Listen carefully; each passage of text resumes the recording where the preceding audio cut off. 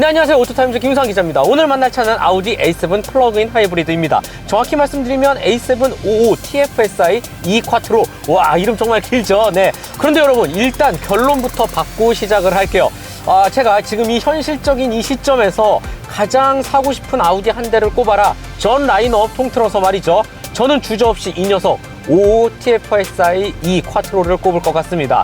그만큼 아우디 플러그인 하이브리드 기대 이상의 엄청난 실력으로 아주 만족도가 높았던 차로 기억이 되는데요. 제가 이번 시간을 통해서 조목조목 한번 살펴보고 또 어떤 매력, 장단점을 품고 있는지 지금 바로 한번 차근차근 설명해 드릴게요.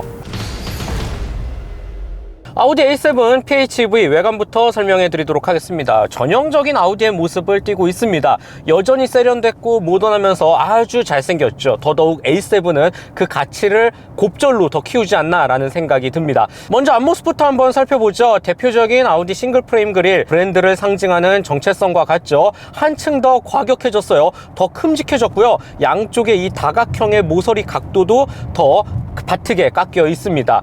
그래서 이제 한층 더 샤프한 모습을 전해주고요. 그다음에 정 가운데 아우디 로고와 함께 한쪽 편에는 얇은 쿼트로 배지까지도 붙여져 있는데, 한 가지 인상적인 부분은 이 각종 레이더, 라이다 센서가 그릴, 특히 아우디 로고 양 끝에 사각형으로 깔끔히 자리 잡았다는 거예요. 예전에 아우디 A7 같은 경우는 제가 알기로는 이 범퍼 쪽에 양 끝에 보조개처럼 살짝 동그랗게 위치해져 있었는데, 이제는 한층 더 정 가운데를 바라보게 위치해져 있죠. 물론 이 각종 이 센서의 활용 범위라든지 한 단계 더 이 주행 보조 기능을 폭넓게 그리고 자연스럽게 유지시켜 줄 수 있게 많이 진보가 됐다라고 합니다. 기대해 볼 만한 부분이겠죠. 그다음에 헤드램프 같은 경우도 더 날렵하게 깎아 들어가져 있어요. 상당히 각이 많이 지어져 있고요. 그리고 안쪽에는 아우디 최신의 이 오토 하이빔 시스템을 장착한 LED 램프가 가득가득 탑재가 되어져 있습니다. 전혀 이 야간 시야에서는 걱정할 필요가 없어 보이죠. 아우디의 전매 특허, 조명 회사답게 아주 멋있는 웰컴 라이팅 기능도 당연히 탑재가 되어져 있고요.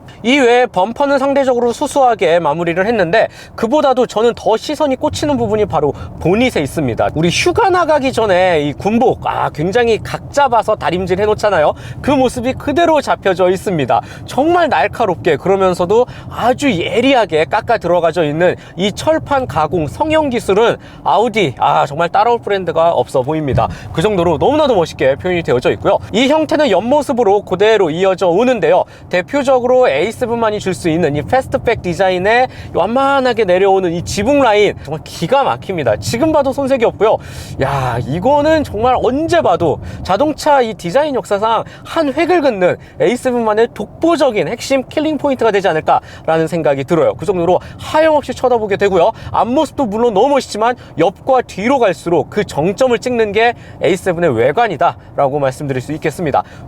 특히 대각선 각도에서 보면 진짜 하염없이 사진을 찍고 싶어지는 마음마저 듭니다. 뒤태는 와이드하게 길게 빠져있는 테일램프가 시선을 사로잡습니다. 당연히 차 문을 열고 닫을 때는 화려하게 또 표현이 되죠. 뿐만 아니라 스르륵 방향지시 등도 잘 표현이 되어져 있고요. 여러가지 이 사람들을 현혹시키게 만드는 아우디만의 무언가의 강한 매력 포인트 여전히 갖고 있어요. 상대적으로 범퍼, 앞범퍼와 마찬가지로 뒤쪽도 굉장히 차분하고 단정하게 꾸며 놓았습니다. 이 차가 친환경 플러그인 하이브리드 차라는 거를 그나마 알 수 있는 부분이 되겠네요. 이 외에는 뭐 OTFSI E 쿼트로잖아요. 이름이 굉장히 기니까 그만큼 배지도 길게 붙어져 있습니다. 번호판 양 끝에서 바로 시작을 해서 이 트렁크 라인 끝단까지 굉장히 길게 표현이 되어져 있거든요. 이런 부분도 조금 신선하네요. 아름답게 꾸며져 있는 20인치 휠과 여기에 프레임리스 도어까지 전체적으로 외관에서는 전혀 단점을 찾아볼 수가 없습니다. 실내로 들어와 봅니다. 지금 운전을 하고 있는 이 실내 구성, 저는 마음에 들어요. 아우디가 또 많이 사용하고 있는 패밀리룩 디자인이긴 한데 A7으로 오면서 조금 더 디테일한 요소가 추가가 됐습니다. 대시보드에서 살짝 계단을 지어서 내려오는, 한층 더 입체감 있게 표현한 이런 형태도 참 마음에 들고요. 물론 요즘의 라이벌 차들은 디지털 화면 굉장히 커브드로 일체형 아주 막 큼직하게 막 넣어 놓잖아요. 아우디는 아직까지는 지금의 현행 모습을 유지하고 있지만 크게 불만으로 다가오지는 않습니다. 디지털 요소 충분히 마음에 들고요. 많이 탑재가 되어져 있거든요. 대표적으로 풀 디지털 계기판, 우리가 원하는 이 정보를 알맞게 일목요연하게 잘 표현을 해주고요. 여기 뷰 버튼이 있죠. 한 번 더 누르면 더 폭넓게 표시가 되는 모습도 볼 수가 있습니다. 정 가운데는 센터 페시아 모니터, 그리고 공조장치 모니터 약간 단락을 지어 놓았고, 크기 자체가 크지는 않지만 그래도 뭐 애플 무선 카플레이라든지 연동성, 그리고 표현을 하는 능력에 있어서는 크게 뭐 아쉬운 부분을 찾기는 힘들 것 같아요. 다만 이렇게 홈 버튼으로 딱 넘어갔을 때 여러 가지 좀 눌러볼 것, 특히 이 화려한 볼거리가 조금 부족하다라는 거는 조금은 아쉽기는 해요. 공조장치 패널은 개인적으로는 조금 복잡하게 표현이 되어 있지 않나 라는 생각이 듭니다. 여러 가지 뭐 나름의 구분을 지어 놓기는 했지만 직관적으로 무언가를 누를 때 조금은 이 눈에 익을 필요가 있겠다라는 생각이 들어요. 기능적인 부분에선 전혀 문제가 되지 않습니다. 센터 터널도 전자식 변속 레버의 방식을 사용하지만 이 모양 자체는 한층 더 헤리티지와 클래식을 강조한 모습을 살펴볼 수가 있고요. 이 주변부를 굉장히 깔끔하게 잘 막아 놓았단 말이에요. 그래서 이렇게 뚜껑을 열면 컵홀더, 그리고 키를 별도에 수납할 수 있는 공간도 있고, 한 가지 인상적인 게 여기 보이시죠? 네, 아직도 이 시거잭 라이터 형식의 표시가 되어져 있는 거 꽤 인상적이네요. 아무튼 뭐 이렇게 깔끔한 구성으로 잘 표현이 되어져 있고요.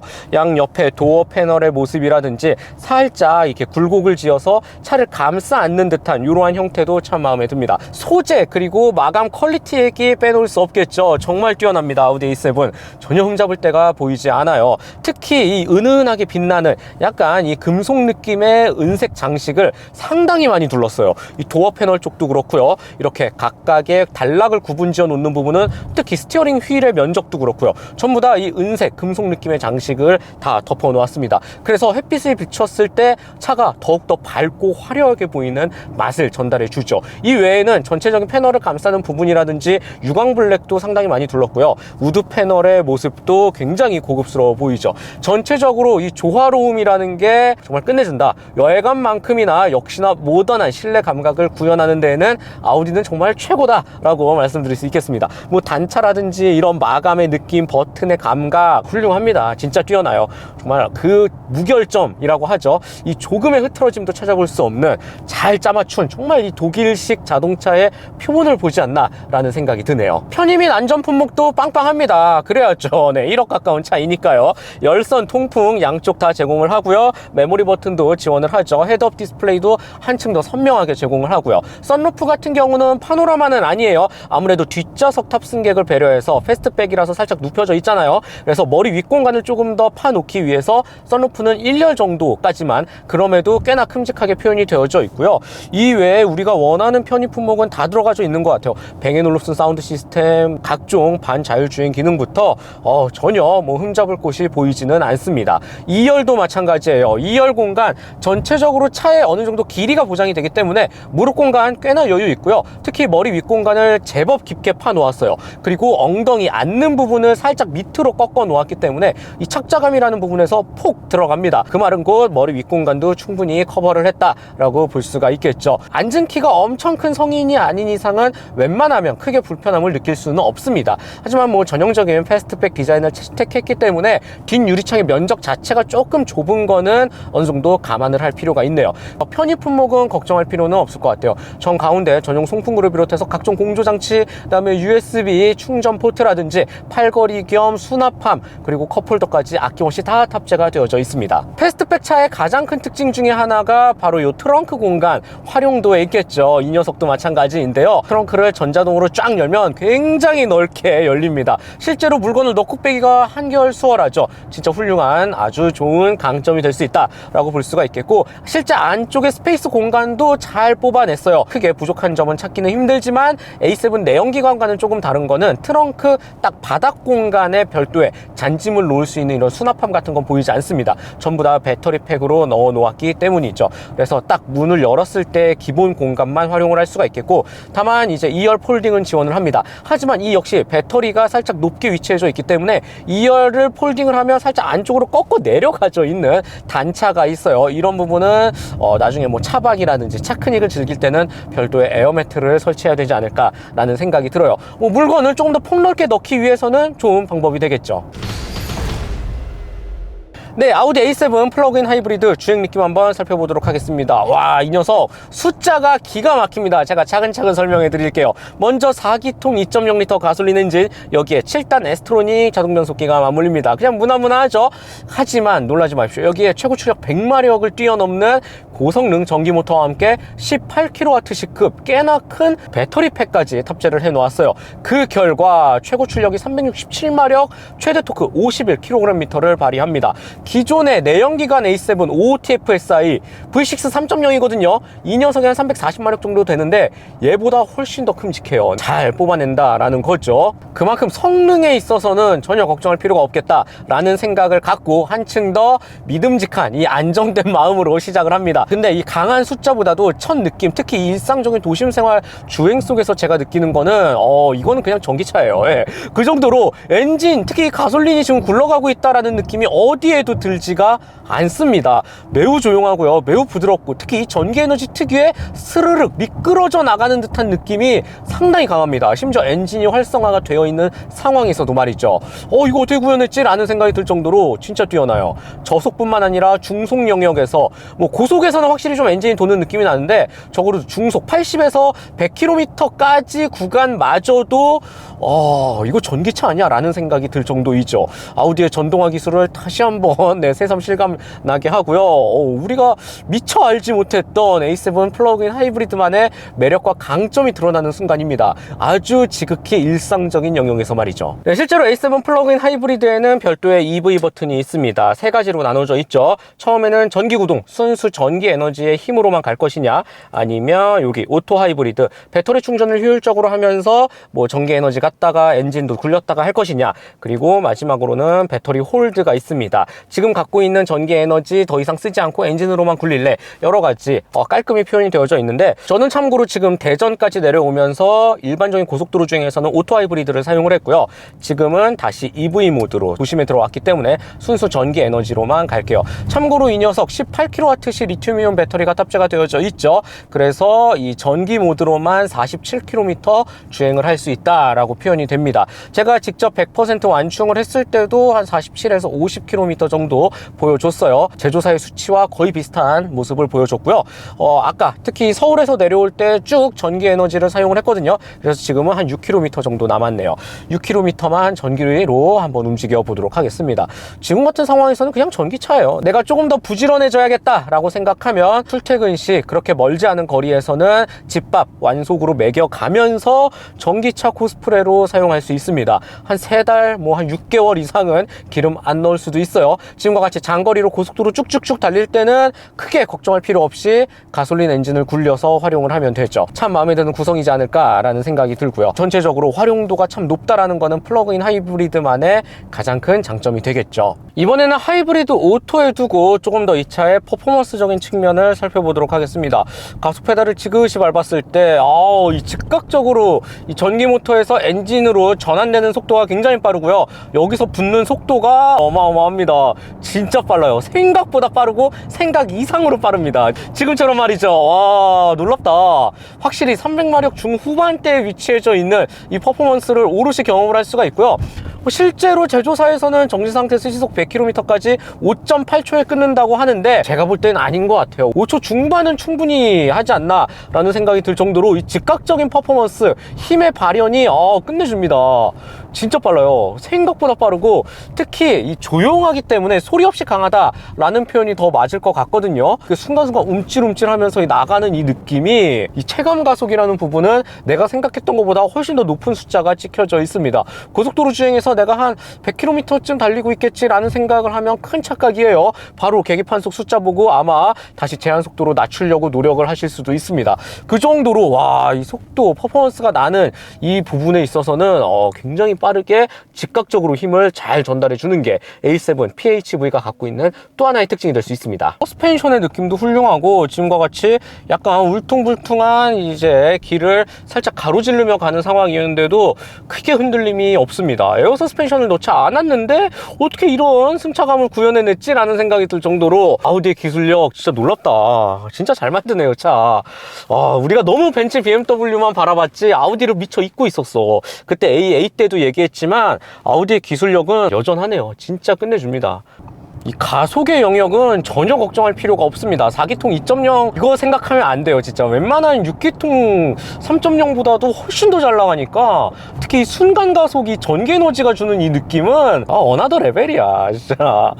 굳이 5TFSI 안 살 것 같아요. 저는 굳이 6기통 3.0 세금만 많이 나가고, 저는 분명히 이 녀석을 살 것 같습니다. 5TFSI 2 쿼트로, 네, 플러그인 하이브리드 진짜 훌륭하고, 뭐 그럼에도 불구하고 아쉬운 점을 꼽자라면 솔직히 뭐 많이는 없어요. 그런데 굳이 하나 찾자라면 이 제동 감각이라고 말씀드리고 싶어요. 일단 회생제동, 특히 능동형 앞차와의 차간 거리를 맞춰서 알아서 스르륵 브레이크를 잡는 요 느낌 퀄리티는 좋거든요. 그런데 이제 내가 조금 더 완벽히 정지 상태까지 만드는 이 브레이크의 감각, 그러니까 뭐 가다서다 반복되는 지정체 현상이라든지 아니면 신호등 빨간불을 만났을 때 완전히 설 때 그런 느낌은 아직까지는 조금의 이질감은 있습니다. 뭐 엄청나게 크다까지는 아닌데, 워낙 요즘 특히 이 하이브리드 차 분야에서 뭐 독보적인 렉서스 같은 요즘 뭐 RX라든지 그런 시스템을 보면 진짜 내연기관 차처럼 똑같이 제동을 하거든요. 그런 녀석들과 비교하면 그래도 아직까지는 아우디의 이 완벽히 정지 상태 0까지 만드는 이 제동에서의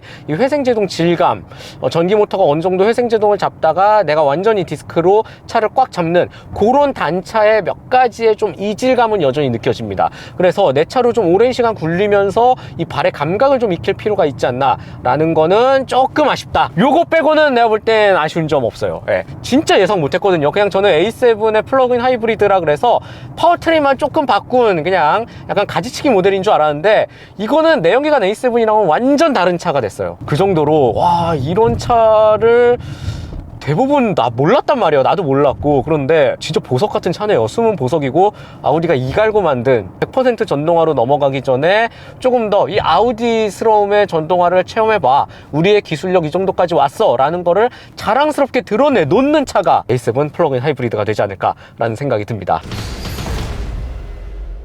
마지막으로 A7 플러그인 하이브리드 가격과 총평 말씀드려 보겠습니다. 우선 이 녀석 1억이 조금 안 돼요. 9,900만원대에 형성이 되어져 있는데 결코 비싸지가 않습니다. 왜냐하면 A7의 내연기관 녀석과 비교해도 이 녀석이 훨씬 더 원가라든지 시스템적으로 비쌀 수밖에 없음에도 불구하고 제가 볼 때는 나름 합리적으로 잘 구성을 맞춘 것 같아요. 그리고 이 녀석보다 조금 더 낮은 라이벌과 비교해 봐서도 전혀 뭐 꿀릴 게 없죠. 가격적으로 그런 점을 놓고 봤을 때는 글쎄요, 물론 1억 원이 엄청 비싼 돈이죠. 차를 1억 주고 산다, 진짜 큰 용기가 필요는 하지만 그럼에도 요 정도 레벨에 있는 차들과 놓고 봤을 때는 가성비라는 단어도 살짝 꺼내게 됩니다. 네, 그 정도로 꽤나 매력적인 그래도 가격을 잘 책정을 했다라고 볼 수가 있겠고, 이 총평이라는 부분은 훌륭합니다. 진짜 원더풀이에요.